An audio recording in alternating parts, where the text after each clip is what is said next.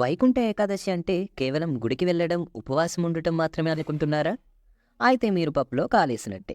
అసలు ఏడాదికి ఒక్కసారి మాత్రమే తెరుచుకున్న ఆ ఉత్తర ద్వారం వెనుక ఉన్న అసలు మిస్టరీ ఏంటి? రావణాసురుడు కూడా ఈ రోజు కోసం ఎందుకు వణుకుతూ ఎదురు చూసేవాడు? ఈ 2 నిమిషాల వీడియో మీ జీవితాన్నే మార్చేయబోతుంది. చివరి వరకు చూడండి.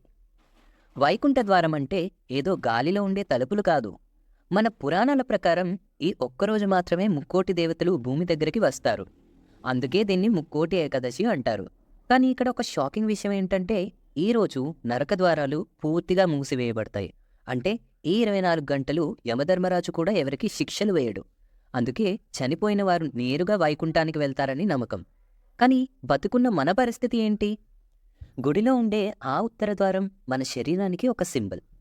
మన శరీరంలో 9 ద్వారాలుంటాయి. కానీ 10వ ద్వారమే బ్రహ్మరంధ్రం. ఆ రోజు ద్వారం దాటడమంటే మనలోని అరిషడ్వర్గాలను అంటే కామ, క్రోధ, లోభాలను దాటి దైవత్వం వైపు అడుగువేయడం. అయితే చాలామంది ద్వారం దాటుతారు కానీ ఫలితం పొందలేరు. ఎందుకో తెలుసా? ఆ ఒక్క పని చేయకపోవడం వల్ల.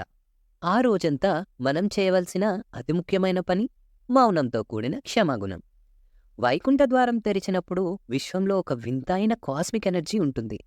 మీరు అనవసరంగా మాట్లాడితే ఆ శక్తిని కోల్పోతారు. అందుకే ఆ రోజు మౌనంగా ఉంటూ మిమ్మల్ని బాధపెట్టిన వారిని మనస్ఫూర్తిగా క్షమించేయండి.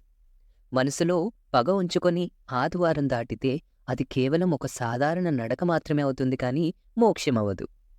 ఈ వైకుంఠ ఏకాదశి రోజున మీరు ఎవరినైనా క్షమించాలనుకుంటున్నారా? అయితే ఇప్పుడే కమెంట్స్లో ఎస్ అని టైప్ చేయండి.